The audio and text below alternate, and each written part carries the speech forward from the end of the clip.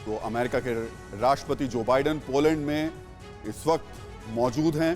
Poland NATO को लेकर के जो सदस्य है और पोलैंड के जरिए ही पश्चिमी देश लगातार यूक्रेन को मदद पहुंचा रहे हैं। बाइडेन पोलैंड पहुंचकर यह संदेश देने की कोशिश कर रहे हैं कि नाटो मजबूती से एक साथ खड़ा हुआ है। बाइडेन ये संदेश भी दे रहे हैं कि नाटो रूस के खिलाफ यूक्रेन की मदद करेगा। बाइडेन वॉर्सो में लगातार नेताओं से मुलाकात और बैठकें कर रहे हैं। बाइडेन के हर कदम पर पुतिन की भी नजर है।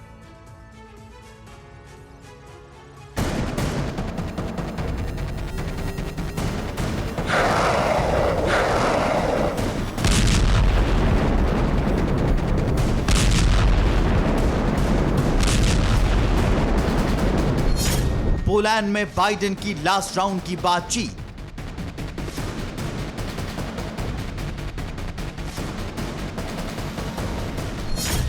आने वाली है तीसरे विश्व युद्ध की तारीख।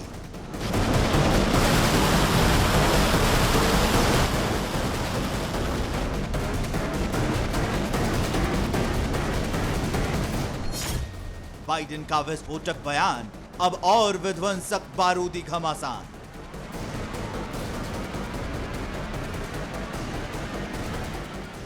मुल्क वही, हालात वैसे ही हैं। तो क्या 83 साल बाद वैसी ही विश्व युद्ध वाली तबाही होने वाली है?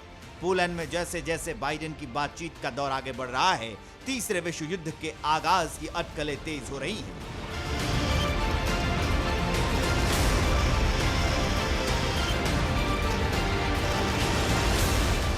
बाइडेन का वॉर जोन में जाना, अपने सैनिकों से मिलना और अमेरिकी सेना के यूक्रेन के मैदान में उतरने के संकेत देना, ये तमाम हलचल के मायने बेहद खतरनाक और खौफनाक हो सकते हैं।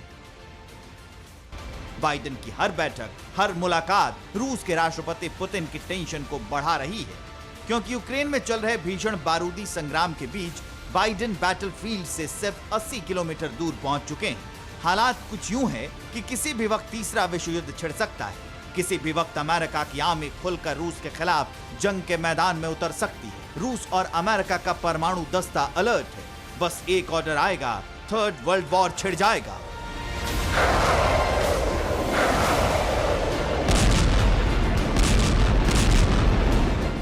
पोलैंड के राष्ट्रपति एंड्रेस डूडा से मुलाकात से एक दिन पहले बाइडेन पोलैंड के दक्षिण पूर्व में स्थित रेजजो पहुंचे, जो यूक्रेन की सीमा से सिर्फ 80 किलोमीटर, यानी बाइडेन वहां पहुंचे जहां से सिर्फ 80 किलोमीटर दूर रूस की सेना ताबड़तोड़ बम बरसा रही है।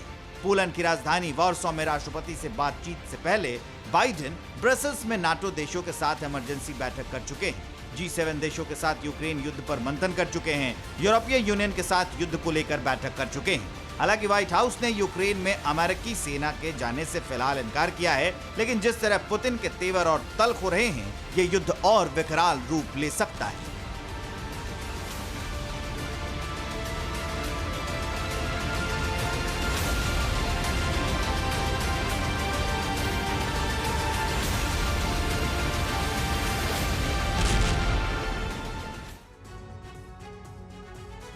तो पिछले 24 घंटे से अमेरिका के राष्ट्रपति जो बाइडेन पोलैंड यानी रूस के दरवाजे पर हैं। हम ऐसा इसलिए कह रहे हैं क्योंकि यूक्रेन में रूस बमबारी कर रहा है और बेलारूस में रूस के सैनिक और हथियार तैनात हैं। इसलिए हम ऐसा कह रहे हैं कि बाइडेन रूस के दरवाजे पर खड़े हुए हैं। आपको बताते हैं कि बाइडेन की पोलैंड की मौजूदगी के बीच पिछले 24 घंटे में क्या क्या हुआ। रूस ने कहा कि यूक्रेन में उसका पहले चरण का सैन्य अभियान खत्म हो गया है। सवाल यह है कि रूस क्या यूक्रेन में दूसरे चरण का सैन्य अभियान शुरू करेगा, क्योंकि खबर यह आई है कि रूस अब 10 बैटल बटालियन यूक्रेन भेजेगा। सवाल यह कि इसका असर क्या होगा। क्या रूस के निशाने पर अब नाटो का कोई देश होगा? रूस ने कहा है कि वो अब डोनबास पर फोकस करेगा। सवाल उठ रहे हैं कि क्या रूस का मकसद सिर्फ डोनबास को यूक्रेन से अलग करना था?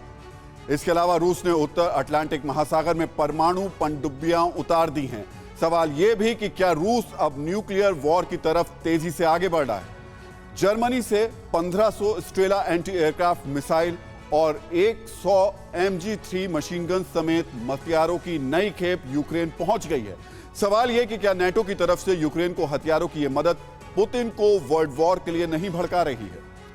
फ्रांस ने कहा है कि यूक्रेन को टैंक देने की ब्रिटिश पीएम बोरिस जॉनसन की अपील रेड लाइन क्रॉस करने जैसी है। सवाल यह कि क्या यूक्रेन को मदद कर नेटो में दरार आ गई है। इस बीच बड़ी बात यह भी है कि यूक्रेन ने कहा है कि वो अब रूस से बात नहीं करेगा और रूस को हमले का जवाब देगा। तो क्या यह माना जाए कि बाइडेन के पोलैंड दौरे से विवाद और बढ़ गया है? परवाह देश की, सोमवार से शुक्रवार रात 10 बजे TV9 भारतवर्ष पर।